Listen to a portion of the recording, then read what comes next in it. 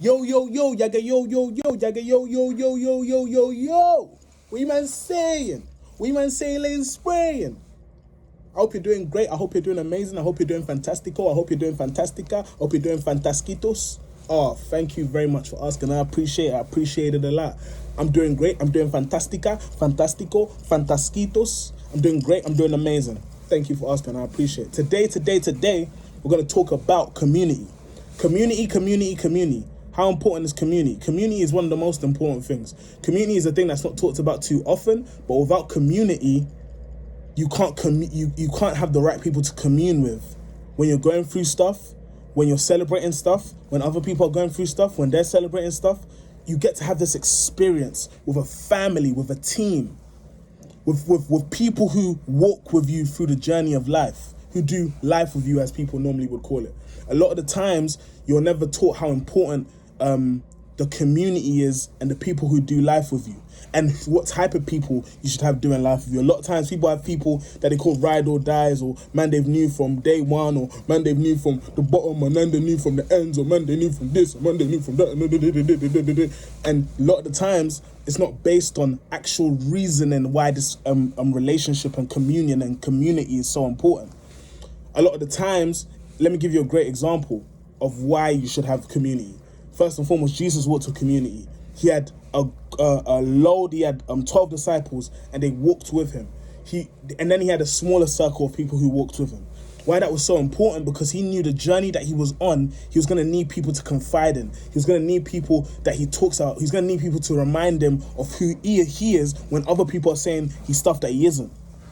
As Peter reminded him, because Peter knew who he was because he walked with him and he was close to him.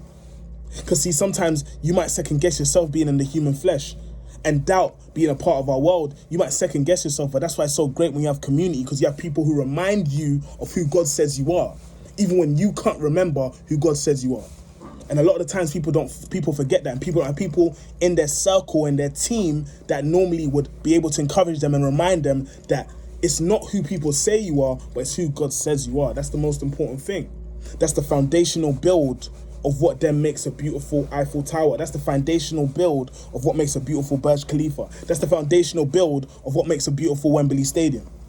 And a lot of the times people don't know this, and they haven't gotten this understanding about community. And a lot of times it's this attitude and this world, this how the world is trying to give it to us at this moment in time is, do it by yourself, on your ones, independent, man. I don't need no one. I don't care for no one. I don't care about relationships, man. Blah, blah, blah. I can do it on my own, man. I don't have to talk to anybody, man. It's going to be used as a weakness against me, and rare tear and tear rare and rare tear. You know what I'm saying? And that's a big issue, because the reality is when you have people around you who care for your emotions, your feelings, you can be vulnerable, you can be sensitive. You can be sensitive towards them, they can be sensitive towards you. And even when they may not know if they really need you, and you haven't really told them, you just want to jump in, the situation just comes in, or you're experiencing something, they can tell before you sometimes can let them know. They know how you are, they know your mannerisms, they know how you are when you're happy, they know how you are when you're sad, they know how you are when you're angry, they know how you know when you're feeling the type of way, like Rich Homie Quan type of way, they know when you're feeling this, that, and the other, rare, tear, rare, you know what I'm saying? And a lot of the times, that's the amazing part about having great community. A lot of people don't know the value of great community, but a great community changes everything, because they're there when no one else is there. They also encourage you to be more in the presence of God, which is what they should always encourage you to, because that's the foundational. And then all the great relationships are stacked on top of it, like Pringles, you know what I mean? Like Pringles, you know what I'm saying?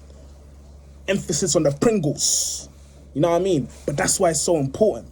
So my whole prayer and my whole thing about this message is that you gain community that remind you of who God says you are, not what people say you are, not what the world say you are, not what the world says you should be, but who the Father says you should be.